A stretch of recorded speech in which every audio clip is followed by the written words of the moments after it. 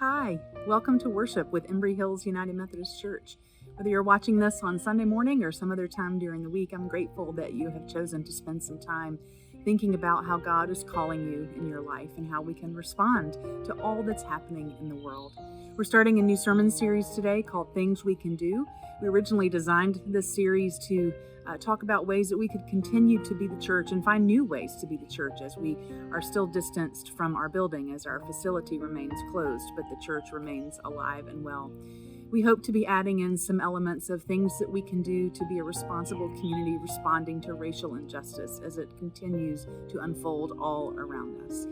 It's a difficult time to be alive, and it may turn out to be a very important time to be alive right now and to bring our voices together. So we welcome you to this time of worship. If you haven't already seen our website, I would encourage you to go there and to click on the Register Your Attendance tab. That'll let us know that you've dropped by, and we can get in touch with you if there's any questions you might have or ways you'd like to get to know the ministry of Embry Hills better. We have a special surprise for you in our worship later, so stay tuned for that. And our announcements are going to be at the conclusion of the service, so stick around at the end to find out what's happening and how you can be involved. We welcome you into this sacred time. Thanks for being here. Welcome to Time on the Steps. I'm not near any steps at all right now. I'm actually in my garden, and I want to show you 3 experiments. Last week I talked about how you can sometimes trim off tomato stems off of plants. They're called suckers, and you can replant them. I have 3 garden experiments I want to show you. The first one is this very ambitious sucker that I've tried to replant. It's like a whole plant in and of itself. You can see it right there. It looks rough. So it looked fine. I put it in the ground right after I trimmed it off, and as you can see, it's all curling and wilted. There's actually some tomatoes on it. I don't know what's going to happen to this plant. It has rained a lot today, and it looks better for all that rain. I would not be surprised at all if this tomato plant did not make it. It's a lot that I tried to replant. I'm asking a lot of that plant to adjust to a brand new environment. It was in a different bed, different dirt that it's in, and it has tomatoes it's got to support on it and flowers it's got to support, and it's really tall.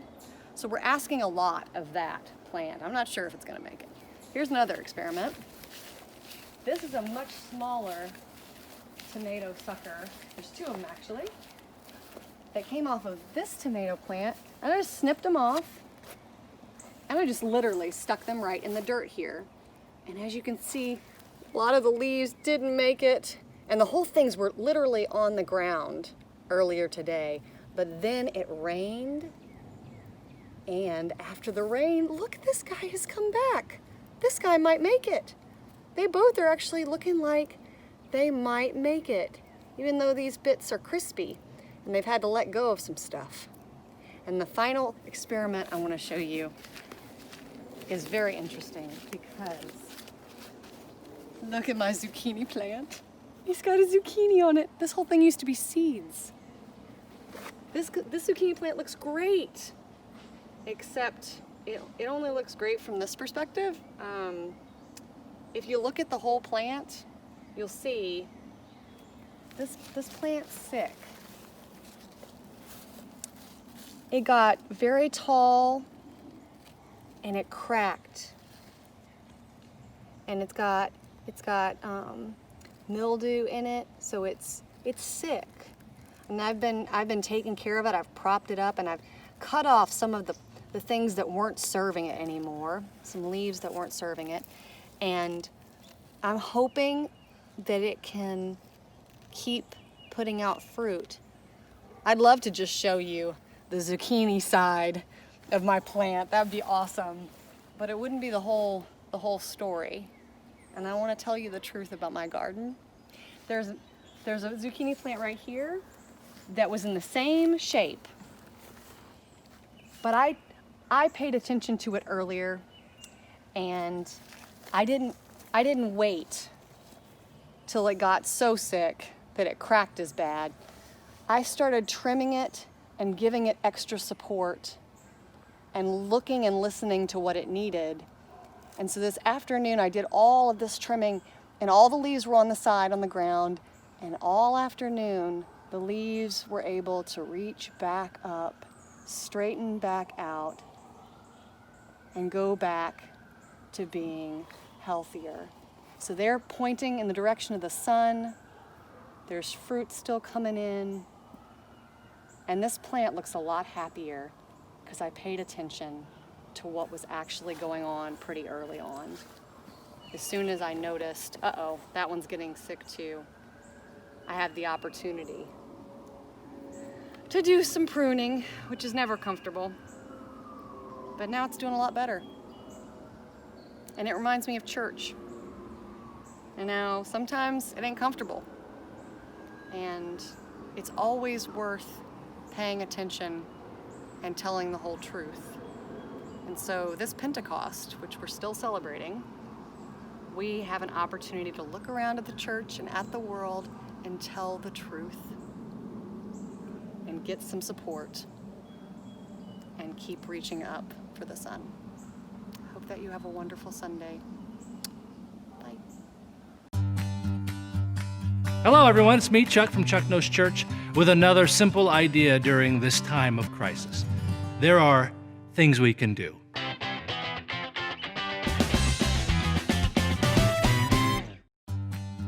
We can all recall the pastor or church leader announcing, and next week is Bring a Friend to Church Week. So, what do we do with that in these times of crisis? With many congregations offering online worship services, it's now easier than ever to invite a friend to church. Just send them a link and a personal note like, "I'd like to invite you to my church's online worship service." And if they mention they watched, there's a chance to start the conversation. What did they think? Discuss the message. Ask good questions. Did you grow up in the church? What was that like? Maybe end the conversation saying, "If you need anything else, please let me know."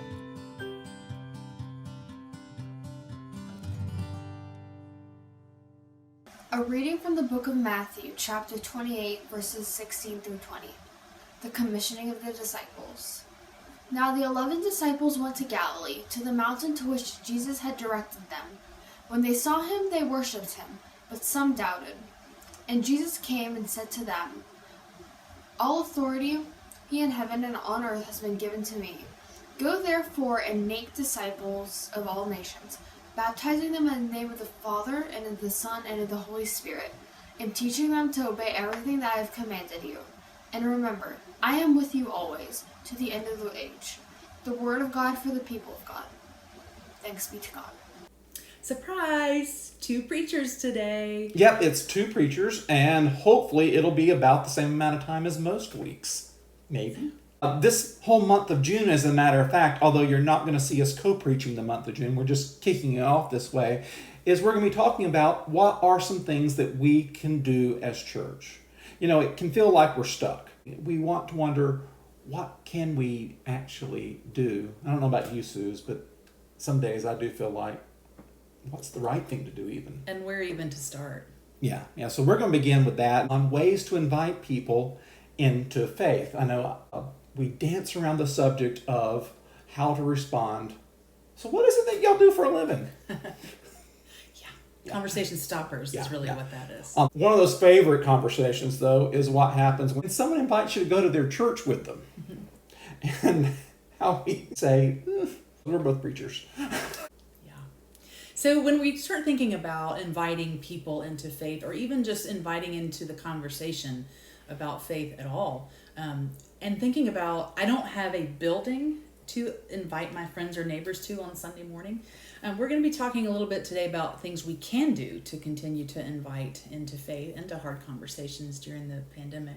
So let's start with thinking about the passage we heard a few minutes ago from Matthew's Gospel. Remember that Matthew's Gospel was delivered and preached to people of the Jewish faith who were also attempting to orient their lives toward the way of Jesus. And so that caused them to feel sometimes like exiles. They weren't always welcome anymore in the synagogue. And their religious life, which had been centered around what happens in the synagogue and in the temple on High Holy Days, and all of that rhythm of life had really been disrupted as they were invited to no longer participate because they were going down this new path. And that path was following Jesus, who told them as he came into their lives that he had come not to replace the law or abolish it, but to fulfill it, to fulfill tradition, to fulfill their expectation for a Messiah. And so they were trying to figure out how to hold all of that in balance as this movement was growing quickly and more people were hearing about it. And so as we began to think about that backdrop, that setting for this gospel passage, we realized we don't want to replace church. None of us wants to do that. We don't want to replace what we have experienced in the past. But we do want to find ways that we can continue to fulfill our calling as followers of Christ, especially now, to share his message of peace and of justice and of inclusion for all God's children, especially those who are marginalized and who are pushed out.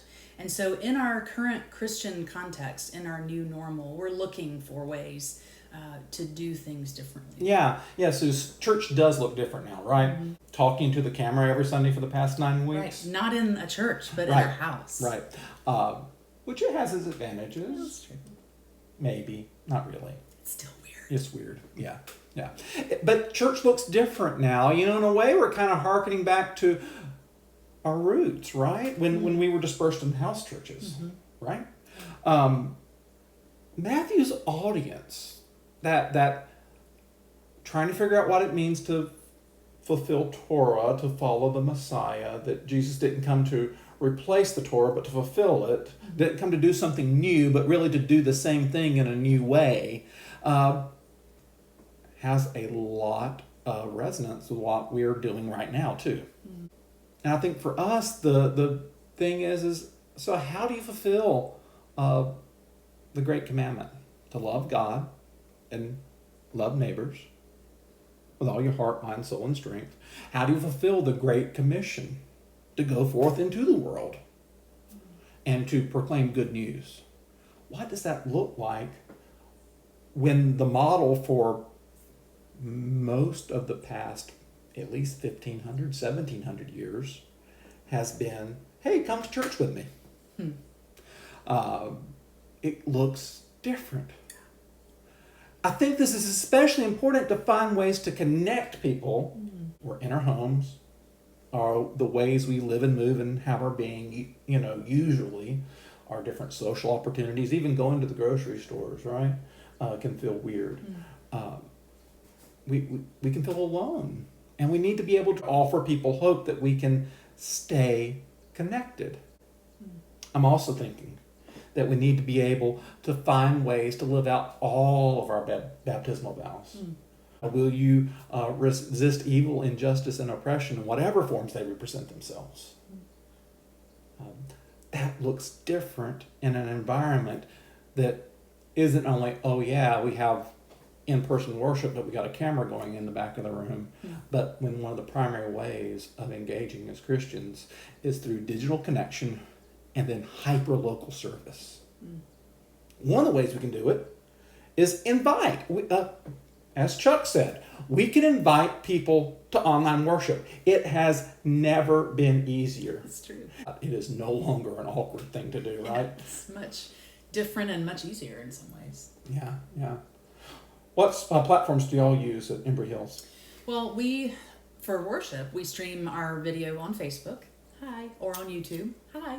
And afterwards, you can watch them at any time and share them in any way. So that's a pretty easy way to send even a text or an email to someone.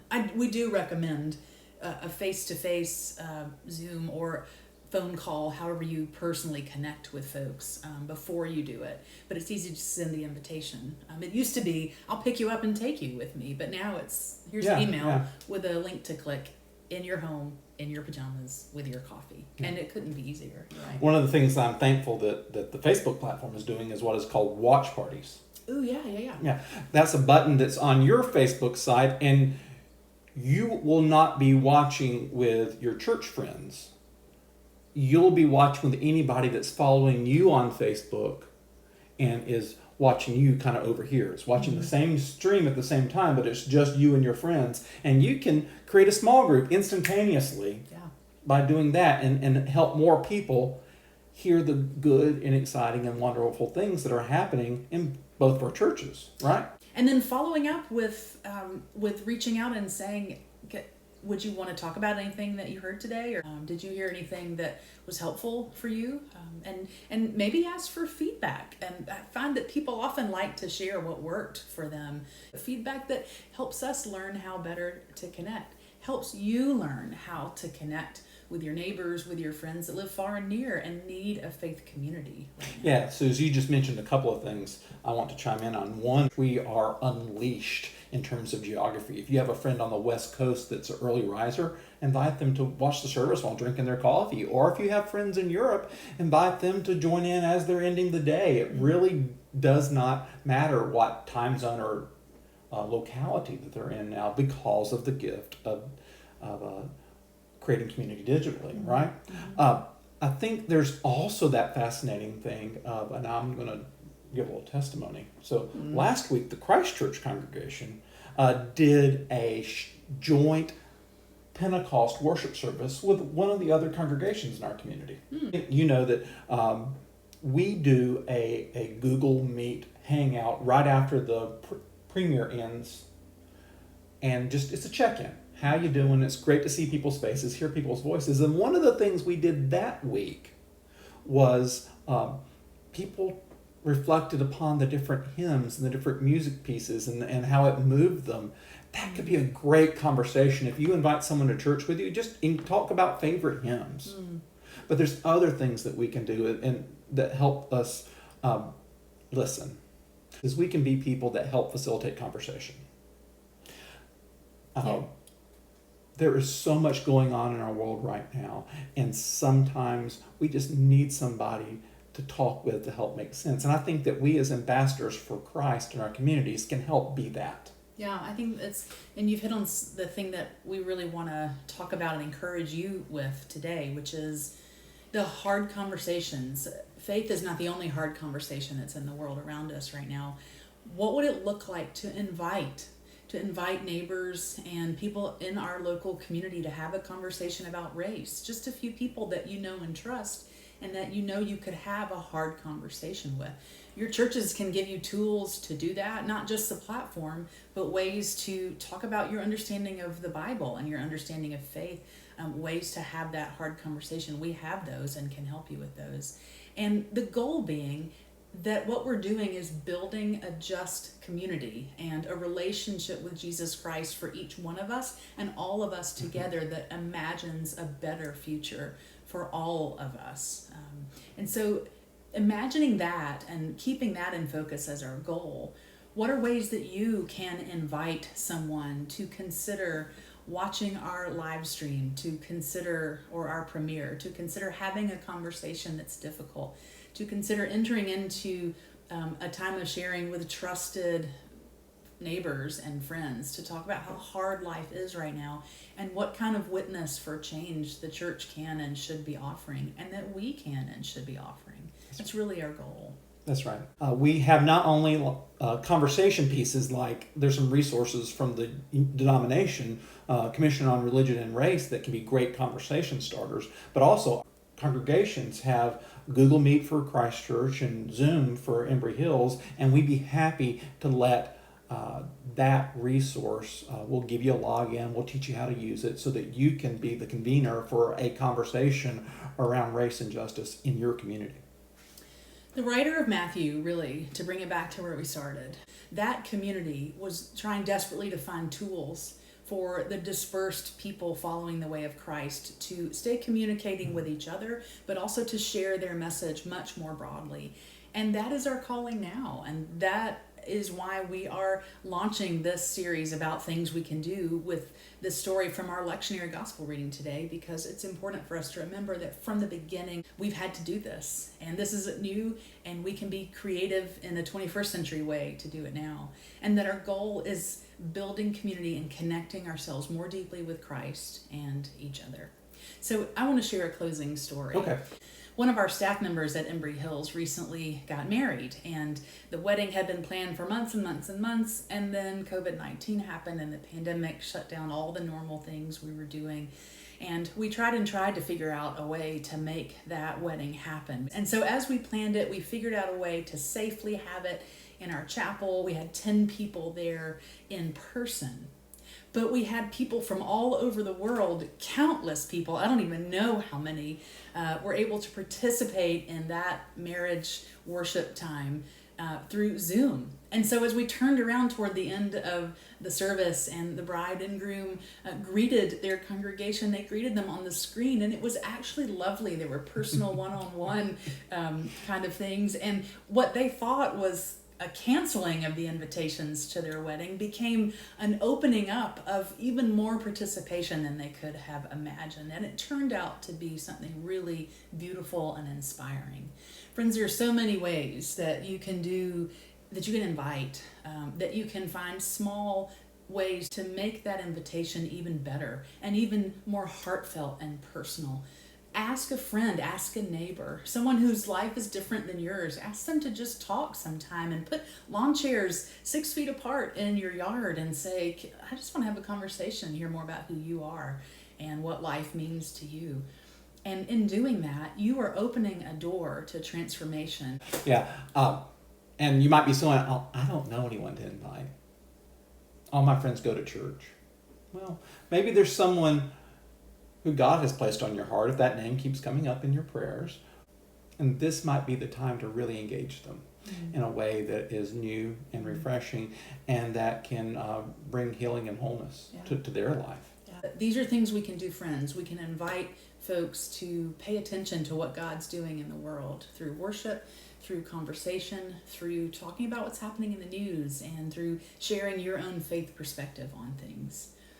It can be very real. It can be life-changing for you as well. So we want to encourage you to find a way to invite someone into conversation, into worship in the name of Christ, in the name of the God who has created us and sends us in love, in the name of the Holy Spirit who goes with us every step of the way. Amen.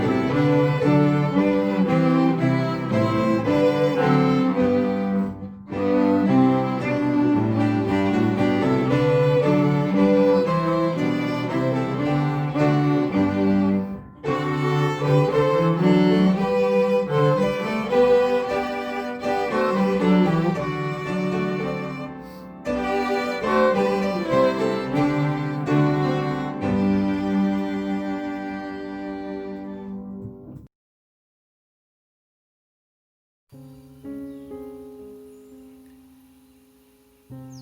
morning, friends. Today I'd like to offer a prayer of confession of sorts. It has been a very difficult few days in our city and across the country. And it feels like we need to look within our own hearts and take account. So would you join me? Let us pray. Sustaining God, it's been a rough couple of weeks for this nation and for our city. There's been the unrighteous killing of young African American men and women. All of us are dealing with a lethal and elusive virus. Some of us, been involved in or seen peaceful marches, but also violent protests, communities burning. It's a lot to deal with. You have entrusted the earth and every living thing on it to our care, but we confess that we have not loved you with our whole heart. We have failed to be an obedient church. We've not done your will. We have broken your law. We have rebelled against your love. We have not loved our neighbors, and we have not heard the cry of the needy. You have given us grace, and we thank you with greed. You have told us to choose life, and instead we have chosen destruction and death. Redeeming God, you have told us what you require: to do justice, to embrace faithful love, and to walk humbly with you. And we listen, but we do not seem to hear. So our prayer this morning is, give us grace to honor our baptismal covenant, to renounce the spiritual forces of wickedness, reject the evil powers of this world, and to repent of our sin, to accept the freedom and power you give us to resist evil, injustice, and oppression in whatever forms they present themselves. Give us courage to be a witness, to walk the walk with Jesus. Lord, have mercy. Christ, have mercy. Amen. May the Lord bless you and keep you. May the Lord make his face to shine upon you and be gracious unto you. May the Lord lift up his countenance upon you and give you peace. Amen. Thank you for worshiping at Embry Hills United Methodist Church today. I wanted to share some information on ways you can participate in our ministries during the month of June. All the details and links can be found in our weekly source. If you're not receiving the weekly source, I encourage you to subscribe. You can do so easily by going to embryhillsumc.org and clicking on the box that allows you to join the mailing list. Smart Lunch, Smart Kid is our annual summer effort to provide lunches to DeKalb County students in our area who would normally participate in free and reduced lunches.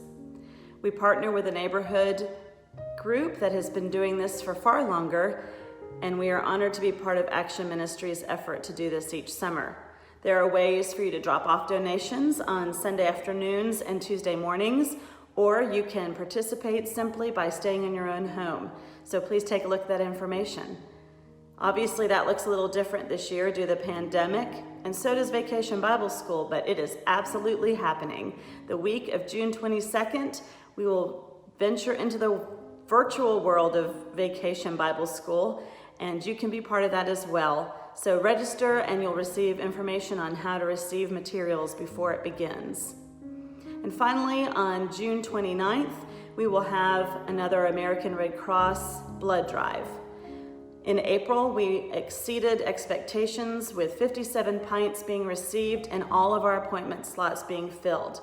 During this pandemic time, please understand that walk-ins are not necessarily going to be able to participate. So please look at the ways that you can make an appointment now, and let's help our community during this time. Thank you, and I hope you have a great rest of your day.